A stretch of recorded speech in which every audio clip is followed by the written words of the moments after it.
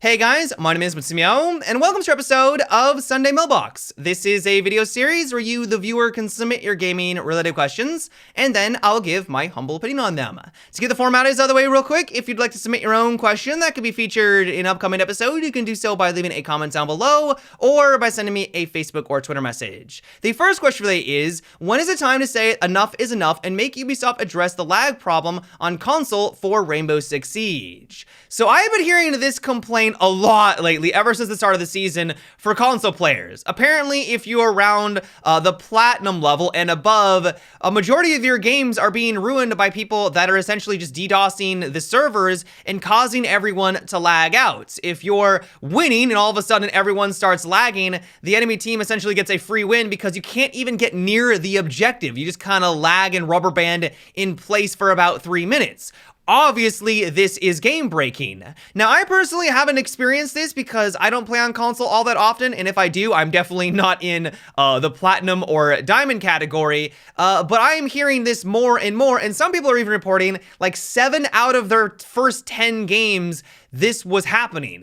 And so obviously something needs to be done here. Just the question is, what can be done? A lot of people are putting the blame on Ubisoft, and rightfully so, because this is their game. They need to make sure that it runs properly, but I don't know if that's the full story. I did a little bit of research, and I'll be completely honest, I'm not really well versed on this kind of a thing, but it's to my understanding that big AAA games and stuff like Rainbow Six Siege actually rents their servers from big companies like Amazon and Microsoft. And so when people are doing these denial of services, they're actually going after a Microsoft server that isn't associated with Ubisoft. Now, thankfully, they have come out and said a couple of patches ago that they are investigating the issue and it is their top priority. They're looking into the connectivity, and apparently they've identified a couple of issues that could be causing or interpreting these denial of services. It's not that exactly, but they're going to go on in and try to resolve it as soon as possible. The question is, when is that update actually happening? All in all, though, I'm not entirely sure what needs to be done. I find it quite puzzling why this is such an issue on console and why we haven't seen this really all that much on PC. Like, why is there that disparity? Like I said earlier, I am out of my wheelhouse here. This isn't something that I'm really well versed in, but I wanted to address it in a Sunday Mailbox because I'm constantly hearing these critiques from console players, and it clearly needs to be something that Ubisoft needs to address as quickly as they can. And so let me know what you guys have experienced on console. Is this as widespread as people are making it out to be? Is this more of an isolated issue? Give me your guys' thoughts down below.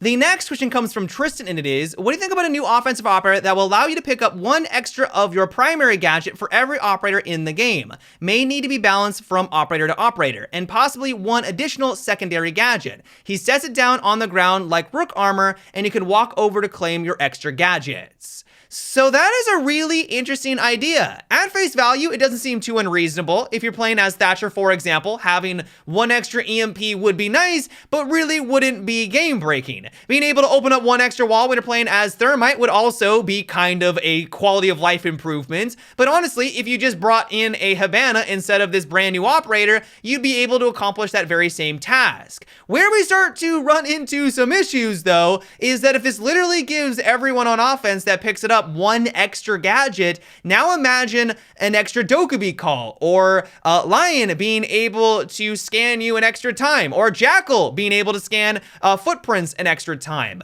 That's where things get a bit more complicated. Now, granted, one balancing or limiting factor of this new operator is that that is all that they bring to the offensive team. They don't have their own specialty gadget that they can take advantage of in the moment. So if you need to get through a wall and this guy is the only one left, you're kind of out of luck. And so it would have been better to actually bring in a Habana. And so maybe that would be one way that this would make it not too unreasonable. But I have a suspicion that people would find a combination of operators that all of a sudden would make this really, really unbearable. Like, the game has been designed around a specific amount of gadgets per all of them, and if all of a sudden they get one extra, that's going to complicate things. This would also probably complicate the introduction of future operators or balancing out ones that are already in the game. If you have someone that is fairly mediocre currently with their current setup, only having access to 2 gadgets, for example, but as soon as you have access to 3 of them, they become become much more powerful or too powerful.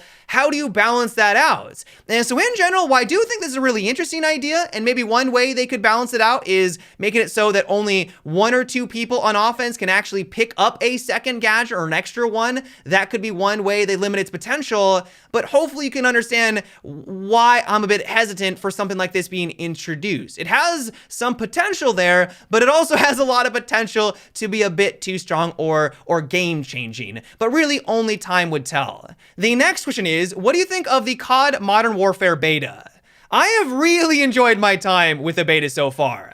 One thing that has become quickly apparent though is that this is not your standard Call of Duty experience. Most people, I think, when they went into this assumed that you could run around really aggressively, and while you can sort of do that, you're probably going to put yourself at a pretty big disadvantage. The time to kill in this game is blazing fast, and so if you get caught out in the open or you get caught sprinting and someone is taking things a bit slower, they're going to have a massive advantage against you. If you told me in the new Call of Duty people were going to crouch around the map slowly pushing towards the objective, I wouldn't have believed you, but I had a moment where I had like 3 teammates nearby and we were all slowly pushing the objective, trying to get an angle against people that were defending said objective. It was definitely not the experience that I was expecting, but it was a welcome one to some extent. And I know that some people may not be too thrilled by this news because that's not why they buy these games. They want to run around and have a good time.